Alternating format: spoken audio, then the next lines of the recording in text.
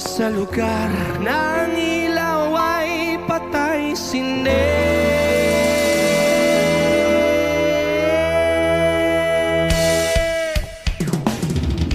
Simulan natin ang istorya. Ako'y kanyang matalik na kaibigan.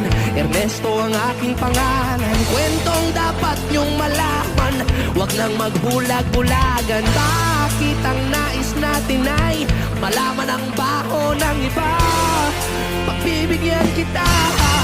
Kilala mo ba si Magda na aking kapabata? Mula pa nung pagkabata kami lagi magkasama. Mga makapapel sa sapa. Kanyang hindi lumiliwanag ang paligid. At pag siya'y dumadaan mga liig ay bumipilipit. Bumod ng ganda noong siya ay nagdalaga. Tuwing kausap ko na malimit akong tulala. Kahit may nararamdaman pinilit kong isara.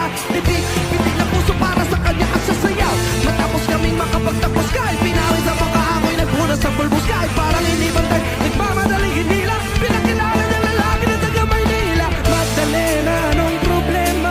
Alam naman natin na dati kang nena. Sa gabi-gabi ikaw ay nasa selda. Anong nangyari sa'yo?